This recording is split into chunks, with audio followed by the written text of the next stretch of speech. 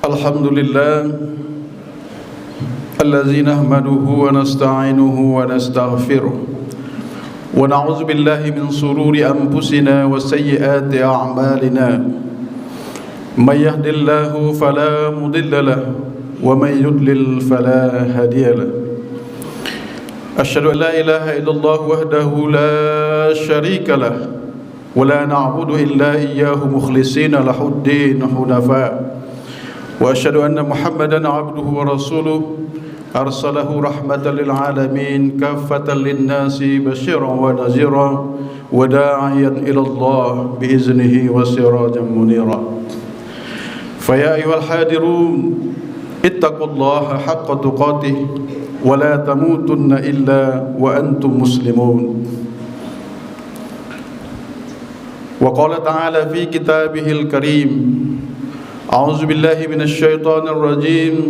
Bismillahirrahmanirrahim. Wa laqad atayna Luqmanal hikmah an ishkur lillah wa may yashkur fa innama yashkuru li nafsihi wa man kafara fa innallaha ghaniyyun hamid. Shadaqallahul azim. Kaum muslimin jemaah Jumat rahimakumullah. Pertama sekali marilah kita persembahkan puji syukur kepada Allah Subhanahu wa taala yang pada hari ini masih memberikan kepada kita semua karunia umur dan kesehatan sehingga dengan itu kita dapat beraktivitas kemudian juga bertakarrub kepada Allah Subhanahu wa taala melaksanakan salat Jumat di siang hari yang berbahagia ini. Kemudian selawat dan salam semoga selalu tercurah keharibaan Rasulullah, Rasul yang akan memohonkan syafaat bagi umatnya di yaumil akhir, yaitu suatu hari kata Allah, yauma la yanfa'u malun wala banun illa man atallah biqalbin salim, yang hari itu tidak lagi bermanfaat harta-harta yang banyak dan anak-anak yang banyak, tetapi kedatangan kita adalah dengan hati yang bersih, dengan amal ibadah yang telah kita persiapkan ketika kita masih diberikan kesempatan umur oleh Allah Subhanahu wa taala. Jamaah rumat rahimakumullah.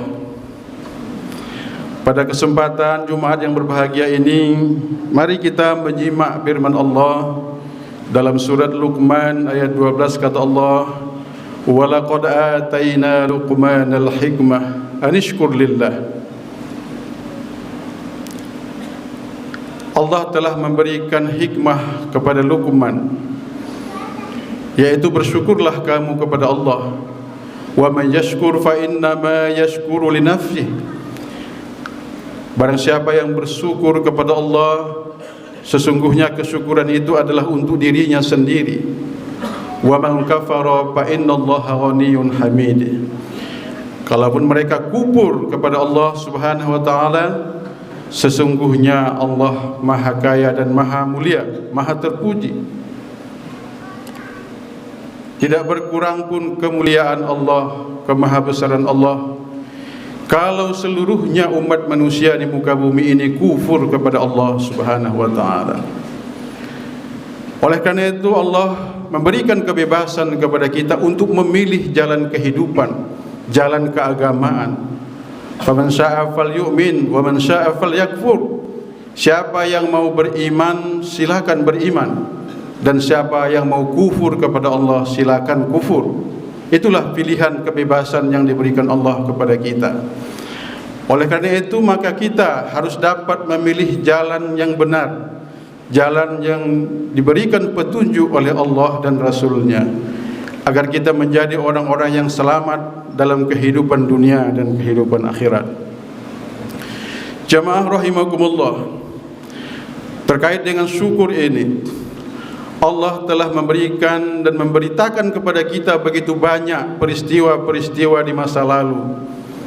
Umat-umat yang kufur kepada Allah, umat-umat yang musyrik kepada Allah, Allah hancurkan mereka. Allah berikan azab. Dan itu bagi kita umat-umat yang berada di belakangan ini adalah sebagai ibrah, sebagai pelajaran, agar kita mengambil hikmah dari peristiwa-peristiwa itu, agar kita tidak menjadi umat-umat yang kufur kepada Allah Subhanahu wa taala. Kaum muslimin jamaah Jumat rahimakumullah, Allah telah memberikan kepada kita karunia yang banyak di muka bumi ini, yang seakan-akan kita tidak akan pernah habis-habisnya untuk menikmati karunia Allah itu. Mulai dari kita dilahirkan, wallahu akhrajakum min butuni ummahatikum la ta'lamuna syai'a.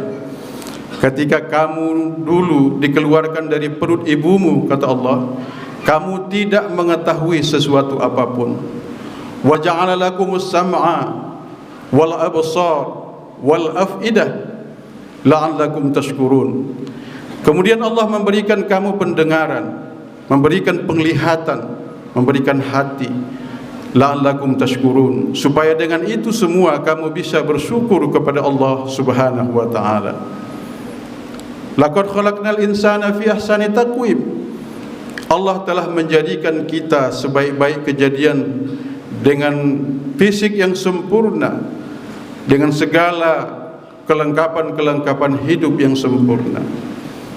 Oleh karena itulah Allah menyuruh kita untuk mensyukuri apa-apa yang telah dikaruniakan Allah kepada kita. Jamaah rahimakumullah, dalam kaitan syukur itulah, maka mari kita jadikan setiap langkah dalam kehidupan kita ini dalam rangka bersyukur kepada Allah dan mengabdi kepada Allah Subhanahu wa taala. Imam Al-Ghazali memberikan beberapa cara di dalam rangka kita mensyukuri nikmat Allah Subhanahu wa taala. Karena kalau kita ingin menghitung nikmat Allah, maka sesungguhnya kita tidak akan pernah bisa menghitung begitu banyaknya nikmat Allah itu. Wa in ta'uddu ni'matallahi la tuhsuha. Kata Allah, kalau kamu ingin menghitung nikmat yang aku berikan kepadamu, niscaya kamu tidak akan pernah bisa untuk menghitung nikmat itu. Oleh karena itu, kata Imam Ghazali, yang pertama yang perlu kita lakukan dalam rangka bersyukur adalah, pertama, bersyukur dengan lisannya, dengan lisan kita. Kita selalu bersyukur kepada Allah, berzikir kepada Allah, dan selalu mengingat Allah lewat zikir-zikir kita. Kemudian yang kedua, kata Imam Ghazali, adalah bersyukur dengan qalbi, dengan hati kita. Hati kita yang selalu mengingat Allah, yang selalu dekat dengan Allah. Hati kita yang selalu diisi dengan nilai-nilai ketakwaan. Kemudian yang ketiga adalah bersyukur dengan perbuatan-perbuatan kita, dengan amaliyah-amaliyah kita. Bagaimana cara mensyukurinya? Kita mensyukurinya dengan menggunakan segala potensi yang telah diberikan Allah itu dalam rangka menegakkan agama Allah, dalam rangka membela agama Allah, dalam rangka membela kebenaran, dan seterusnya. Kita telah diberikan banyak peluang-peluang kehidupan yang baik. Banyak orang yang berkarir sukses dalam karirnya, banyak orang yang berusaha sukses dalam usahanya, banyak orang-orang yang menempati posisi-posisi penting dalam kehidupan ini. Maka dengan itulah dia bersyukur kepada Allah, menggunakan apa yang telah diberikan Allah itu kepadanya dalam rangka mensyukuri nikmat Allah. Oleh karena itu, gunakanlah segala fasilitas, kesempatan-kesempatan yang diberikan Allah kepada kita untuk membela kepentingan agama ini, untuk membela ajaran Allah Subhanahu wa taala.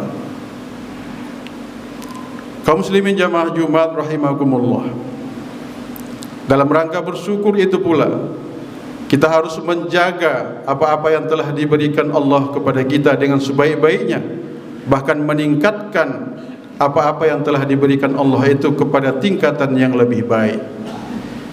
Dan yang terakhir, kata Imam Ghazali, adalah bagaimana kita memelihara apa yang telah dikaruniakan Allah kepada kita, alam semesta ini, dan apapun yang kita miliki adalah merupakan amanah dari Allah Subhanahu wa taala yang harus kita jaga sebaik-baiknya. Alam ini yang telah diberikan Allah kepada kita jangan sampai rusak dengan keserakahan manusia. Karena manusia ini, kata Rasulullah SAW, tidak akan pernah puas dengan apa yang dia miliki. Anak Adam ini sifatnya adalah tidak pernah puas. Kalau diberikan dia satu lembah emas, kata Rasulullah, maka dia akan meminta lembah yang kedua. Kalau dia diberikan emas pada lembah yang kedua, maka dia akan meminta lembah yang ketiga. Begitulah sifat manusia yang tidak pernah akan puas dengan apa yang dia miliki. Oleh karena itu, kaum muslimin jamaah Jumat rahimakumullah, maka jangan sampai kita dilalaikan dengan kehidupan ini, dilalaikan dengan kebutuhan-kebutuhan yang tidak terbatas itu, lalu kemudian kita lupa untuk mengisi kehidupan kita, mengisi bekal kita untuk kehidupan kita di yaumil akhir. Banyak orang yang terkadang larut dengan kehidupan dunia ini dan lupa mempersiapkan kehidupannya di yaumil akhir, menghabiskan waktu sedemikian rupa, menghabiskan umur untuk meraih, untuk mengejar kesuksesan dunia ini. Oleh karena itu, marilah kita disuruh memberikan keseimbangan di dalam kehidupan kita, yaitu keseimbangan dunia dan akhirat. Kalaupun kita disuruh untuk memilih mana yang lebih penting antara dunia dan akhirat, maka tentu kita akan memilih akhirat lebih utama daripada dunia. Walal akhiratu khairul laka minal ula. Itulah pilihan yang terbaik yang harus kita lakukan. Tetapi Allah juga mengingatkan kepada kita bahwa jangan kita tinggalkan kehidupan dunia ini. Kata Allah, wabtaghi fima atakallahu darul akhirah wala tansa nasibaka minad dunya. Dan carilah apa-apa yang telah dianugerahkan Allah kepadamu tentang kehidupan akhirat. Wala tansa nasibaka minad dunya. Tetapi jangan juga lupakan tentang kehidupanmu di dunia, karena engkau semua masih dalam keadaan hidup di dunia ini. Oleh karena itu, maka capailah keberhasilan kedua-duanya, keberhasilan kehidupan dunia dan akhirat. Oleh karena itulah kita selalu berdoa kepada Allah agar kita selalu diberikan kebahagiaan hidup di dunia dan di akhirat. Barakallahu li wa lakum fil Qur'anil azim wa nafa'ani wa iyyakum bima fihi minal ayati wa zikril hakim wa taqabbala minni wa minkum tilawatahu innahu huwal ghafurur rahim.